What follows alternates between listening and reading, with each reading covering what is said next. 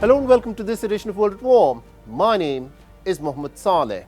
Russia this week staged the biggest aerial attack so far of this war. In a span of just 11 hours, the Russians hammered Ukraine with over 70 missiles and more than 500 drones. Vladimir Putin, who's very particular about his image in public, appeared in military fatigues and announced the capture of Kostiantynivka. Vladimir Putin is an ex-colonel of the KGB, and even though he is now the supreme commander-in-chief of the Russian armed forces, Vladimir Putin very rarely dons his military uniform. Contrast that to Volodymyr Zelensky, who almost exclusively has appeared in his military fatigues since the war began. The change in the Russian president's clothing is deliberate. The Ukraine war has qualitatively changed. Even though Russia still outguns Ukraine, that is backed by the NATO military alliance, technologically, this war is at a new frontier. Ukraine's use of long-range drones has devastated Russia's oil refining capacity. What this has meant is that there is a crippling shortage of fuel at the petrol pumps in Moscow. And the question that Putin and his military advisors are now scrambling for is how long can Russia fight this war at this tempo without the oil revenue to bankroll the Russian war machine? Our next report tells you more. Russia is one of the biggest oil-producing nations in the world. But this sight of cars queuing up at fuel stations for several hours is something that Vladimir Putin and his military advisors had not accounted for. The Ukrainian use of long-range drones to strike Russian oil refining facilities, one after another, has effectively shut down nearly 30% of Russia's fuel-producing capacity. An estimated 50 Russian oil refineries have been put out of action. 40 regions in Russia have introduced fuel rationing.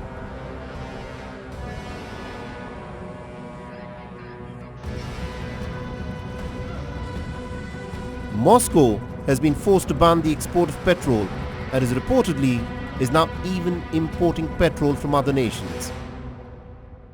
And this crisis is beginning to show on the Russian streets. The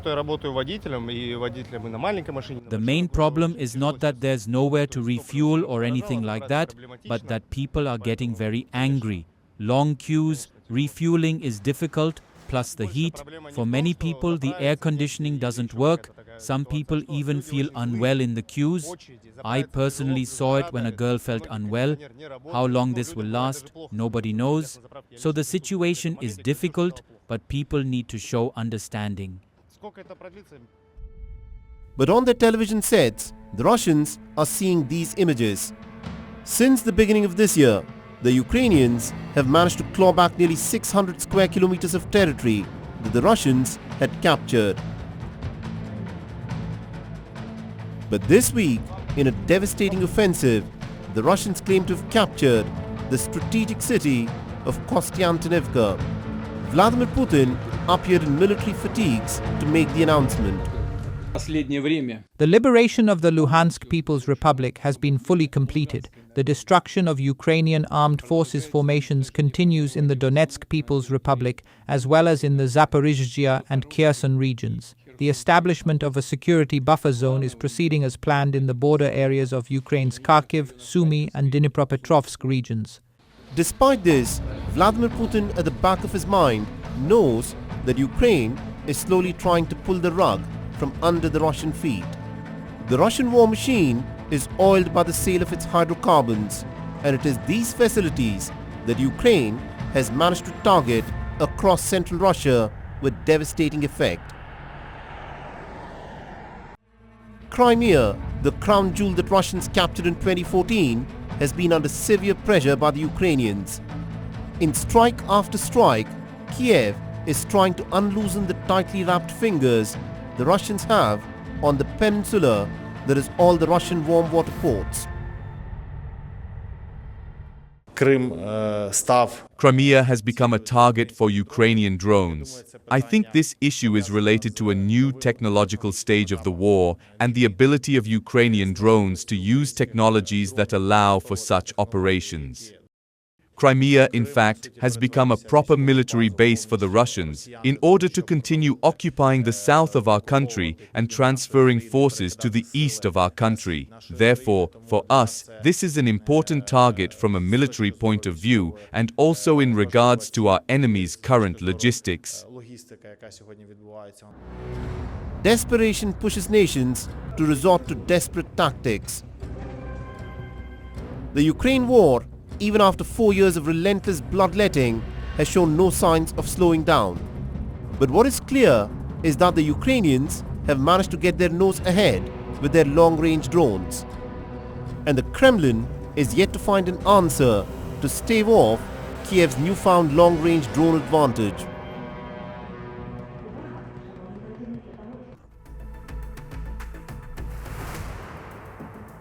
The relations between the South Asian neighbors, Pakistan and Afghanistan, have been on a downward spiral ever since the Taliban stormed back to power in Kabul in August 2021. The past few months have been particularly turbulent, prompting Islamabad to ask all Afghan nationals to leave the country, except for those who have a valid visa.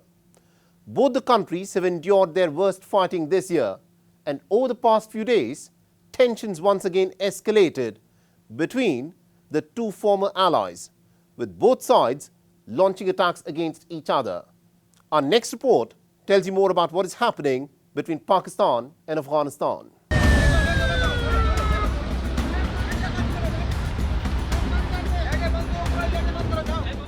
In recent years, there has been a surge in militancy in regions of Pakistan bordering Afghanistan. But attacks in Pakistan's major cities have become increasingly rare. On the 27th of June, however, that illusion of safety lay shattered in the southern port city of Karachi. At least 3 personnel of Pakistan's paramilitary rangers were killed and several other security personnel were injured when a group of terrorists rammed their explosive-laden vehicle into the main gate of the paramilitary rangers building near the Gulistan-e-Johar area in Karachi. According to Pakistan's Inter-Services Public Relations, alert security personnel stationed at the entrance of the facility thwarted the brazen attack by first spotting the suspicious vehicle and then immediately engaging the attackers and killing all 5 terrorists.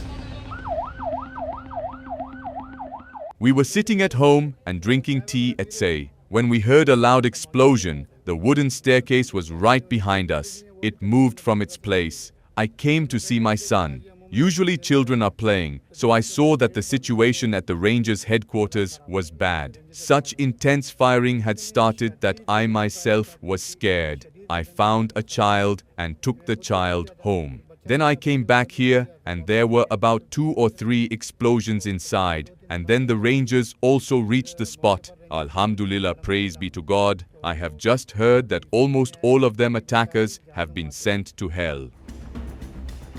In the aftermath of the attack, the Pakistani forces deployed special security units, counter-terrorism teams and additional paramilitary rangers personnel to the site.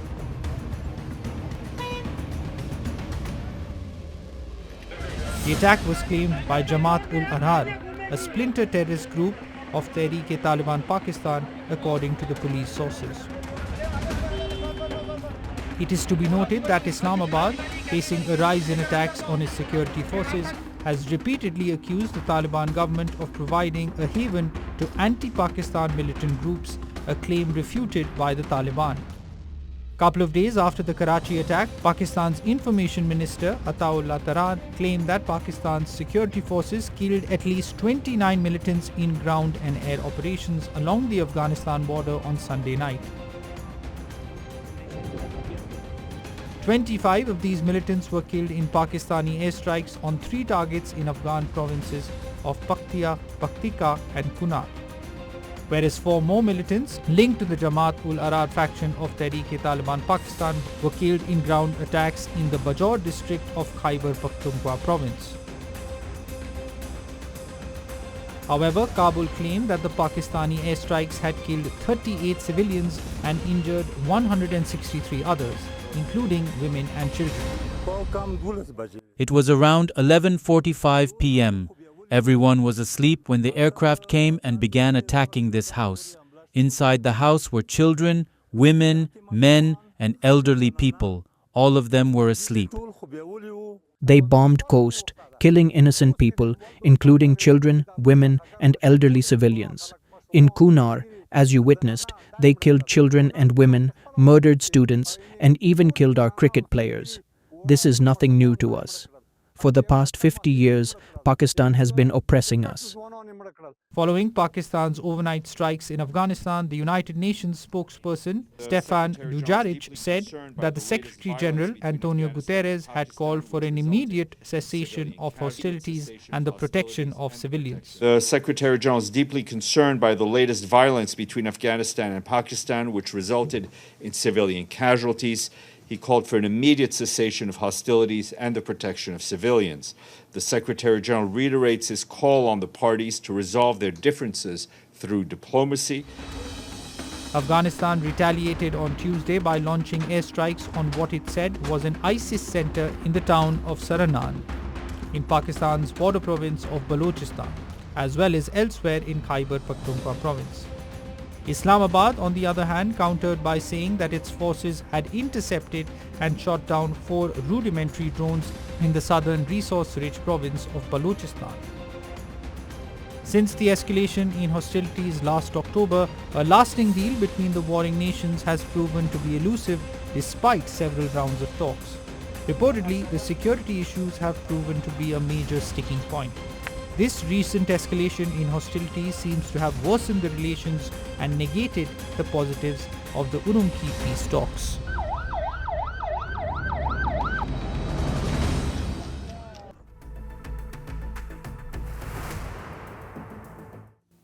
On the 2nd of July, Syria's capital Damascus was rocked by a bomb blast at a popular cafe in which 10 people were killed and more than 21 others were wounded. The bombing took place near the capital's Palace of Justice, a key government building, sparking scenes of panic in the busy area. The bombing, with no immediate claim of responsibility, is the deadliest since a suicide attack on a church last year. As the country's Islamist leaders are seeking stability after more than a decade and a half of war, the far from settled security situation is the challenge that confronts Damascus. Our next report tells you more.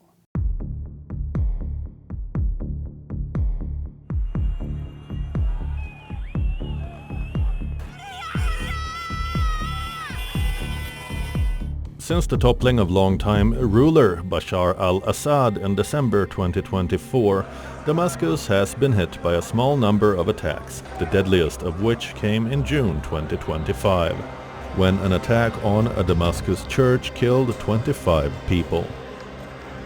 On Thursday afternoon, the semblance of normalcy in the Syrian capital was once again shattered when a bomb went off at a crowded cafe in central Damascus, killing 9 people and injuring at least 20 others.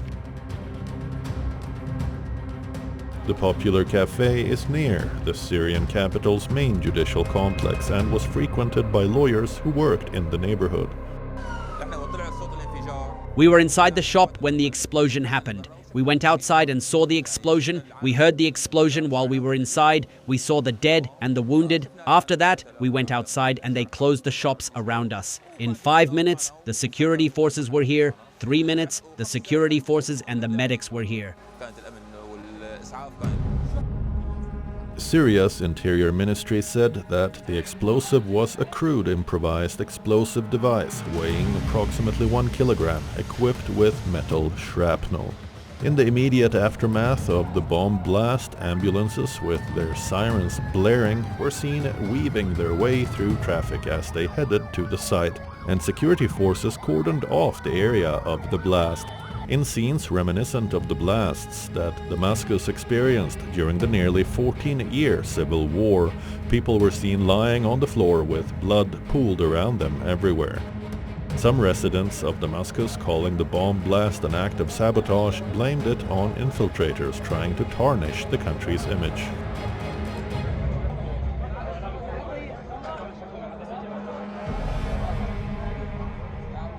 We were startled by the sound of a powerful explosion. We never expected anything like this to happen. It was an act of sabotage. These people were definitely infiltrators trying to tarnish the country's image, because Syria is now open to countries from all over the world, and it has become a destination for visitors from around the globe. For 14 years we lived through oppression, poverty, and constant fear. We were subjected to all kinds of destructive acts. Thank God, relief finally came, and for about the past year we have been living in safety and peace. However, the remnants of the former regime and the remaining saboteurs are still causing unrest and disrupting the country.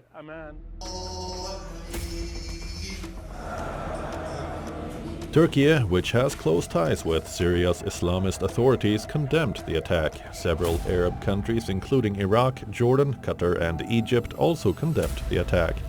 Since seizing control in December 2024, President Ahmed al-Sharaa has sought to exercise full control, restore security and reunify the country, but sporadic incidents like Thursday's cafe bombing have underlined the security issue still plaguing the nation.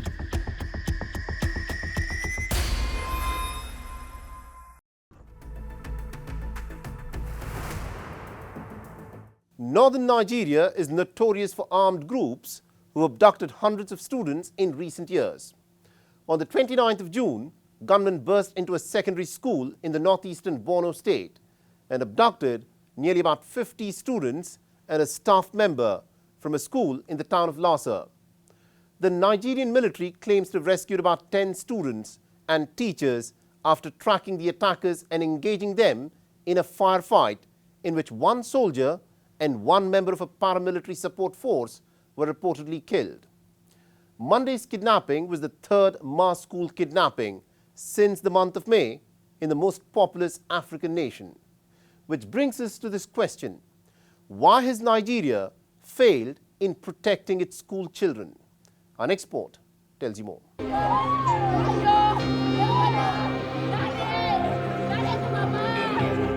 The menace of mass school kidnappings returned to haunt the Republic of Nigeria on Monday morning. As the 16 and 17-year-old students were taking their national exams, gunmen burst into the Government Day Secondary School in the town of Lassa, firing sporadically. Taking advantage of the mayhem that ensued, the gunmen abducted nearly 50 students and few staff members.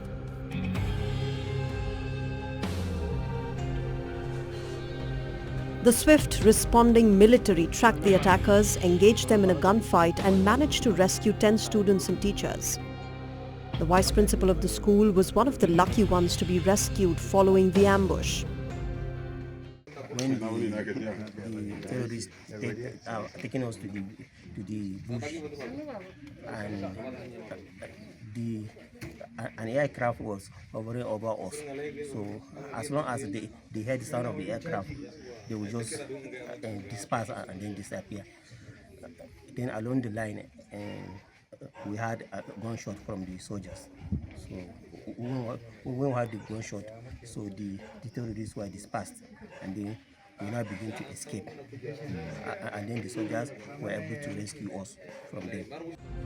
Desks and school bags left scattered in classrooms, till test papers still on the floor, narrated a horrific tale of the third mass school kidnapping in an insecure region.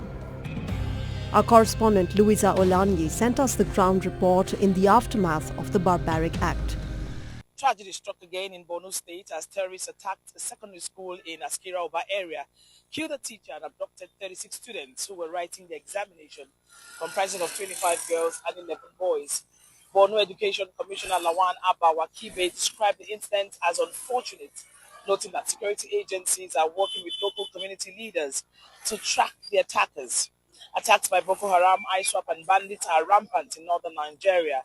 As we recall, earlier this month, the Nigerian army rescued more than 300 people abducted by Boko Haram from Ngoshe, a town about 71 miles from this recent incident. The next day, dozens of parents and community members, overwhelmed with grief, gathered to protest. The inconsolable parents were holding placards calling on Borno Governor Babagana Zulum to secure the remaining 36 students' release and demanding an end to insecurity in the region. We cannot do anything by ourselves. We are appealing, pleading, begging, and crying to the government to assist us in rescuing our children. Let them pity us. That is what we are asking of the government, because we are under its protection.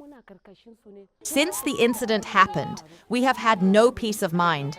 We are all overcome with grief.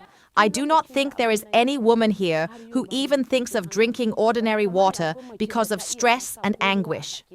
The problems and burdens we carry are beyond our strength. That is why we are pleading and begging them to pity us and rescue our children. On Wednesday, one of the teachers wounded in the attack was receiving treatment in an intensive care unit in the neighboring Adamawa state, where government officials visited. Africa's most populous nation is plagued with insecurity on multiple fronts, including a 17-year-old Islamist insurgency in the northeast, separatist violence in the southeast, and frequent deadly clashes between farmers and herders in the central region. Add to this the menace of mass school kidnappings, and what we have is the challenge of a daunting multiple-front war. President Bola Tinubu, who is seeking re-election in January, needs to address the question of insecurity rather urgently.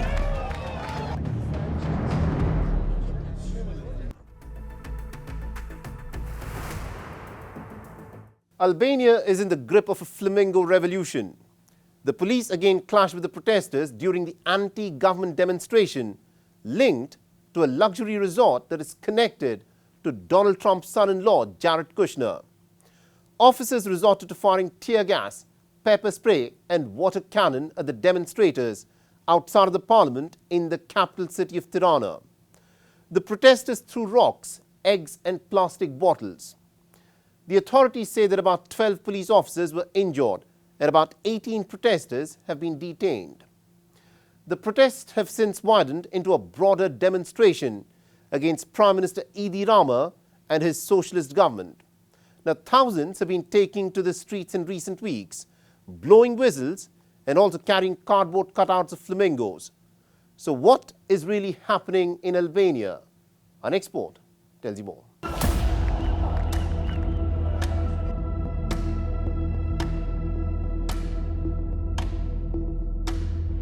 The Albanians are angry.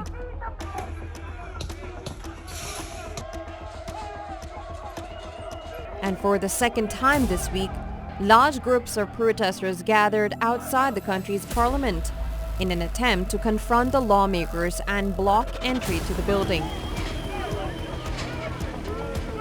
The police fired water cannon and pepper spray in a bid to disperse the protesters.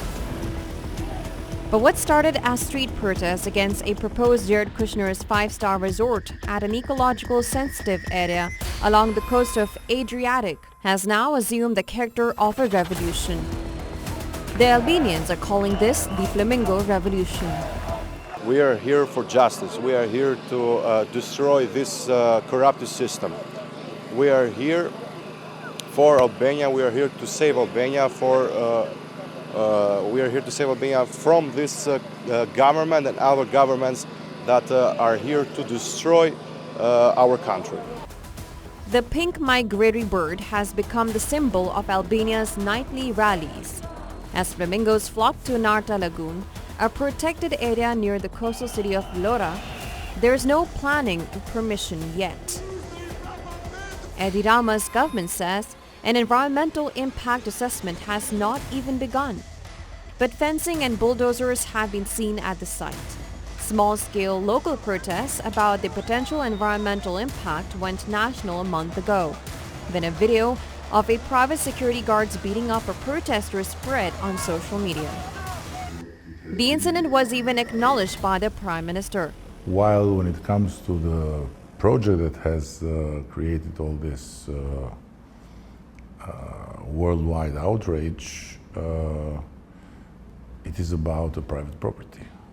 It is not about a land that is public and the Albanian government is giving by selling out the country.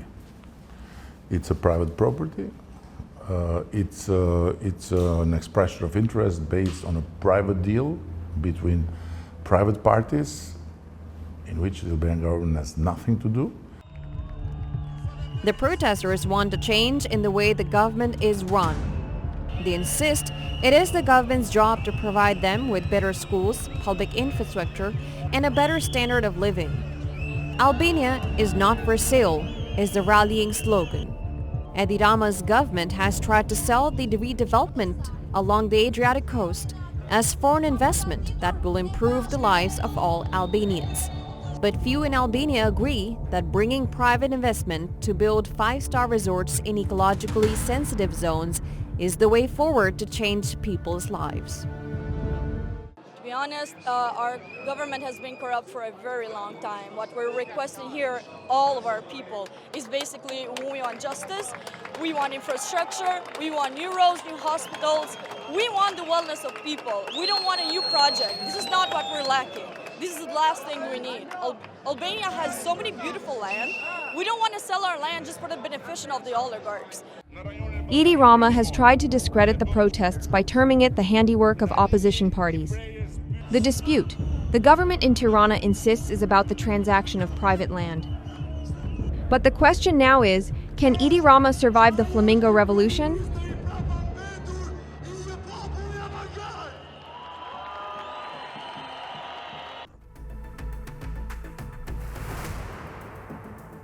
And with that, it's a wrap on this edition of World at War. If you want to reach out to me with any comments, feedback or suggestions, please feel free to do so on the ID that you're seeing on your screens.